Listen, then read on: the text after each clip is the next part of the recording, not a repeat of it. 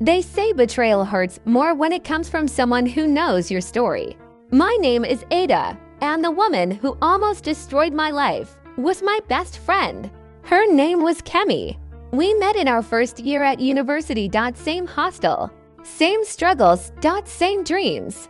We ate from one plate, cried on the same bed, and promised each other that nothing would ever come between us. We were sisters before the world taught us how cruel people can be. Back then, I was innocent. Quiet.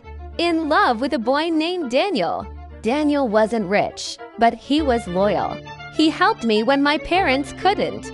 He listened when my mind was heavy. I told Kemi everything about him, how we met, how he made me feel safe, how I wanted to build a future with him. That was my first mistake. Because while I was loving Daniel, Kemi was studying him. At first, I noticed small things. She laughed too hard around him, touched his arm when she spoke, wore clothes she never wore before whenever he visited. When I asked her, she smiled. Stop being insecure. He's like a brother to me, so I trusted her. Until one evening changed my life forever. I returned early from class because I wasn't feeling well. The hostel was quiet. Quiet.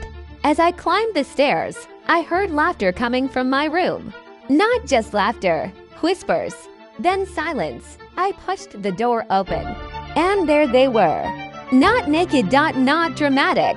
Just close enough to break my soul. Daniel was sitting on my bed. Kemi was fixing his shirt. They froze when they saw me. No explanation, no apology. Just guilt in the air. That day, I didn't scream. I didn't fight. I simply walked out with my dignity bleeding inside me. But Kemi didn't stop there.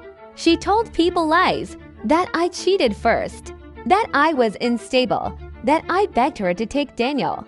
Soon, my friends avoided me. My name became a joke. My confidence died quietly. I lost Daniel. I lost my circle. I almost lost myself. For months, I cried in bathrooms, in buses, in my pillow. I even thought about ending everything. But one night, while staring at the ceiling, something changed. Pain stopped being pain. It became power. I told myself, if I remain small, she wins forever. So I disappeared. Not from life, from weakness. I started working 2 jobs. I learned communication, business, social psychology. I rebuilt my body, my mind, my voice. I stopped begging for love and started commanding respect. 2 years later, I returned.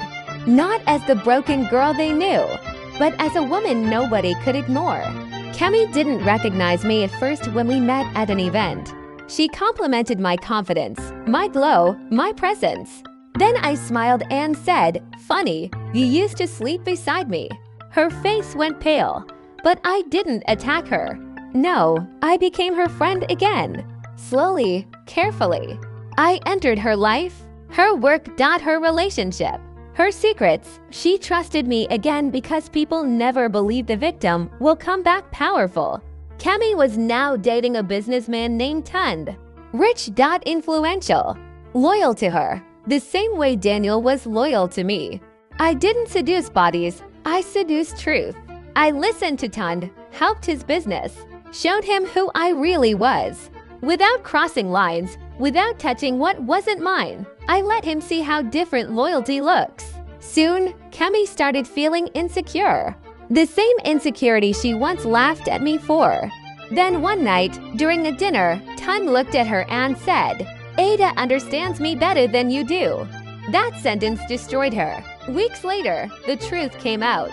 Kemi had been cheating on Tund for months, and I didn't expose her loudly. I simply let the truth walk into the room.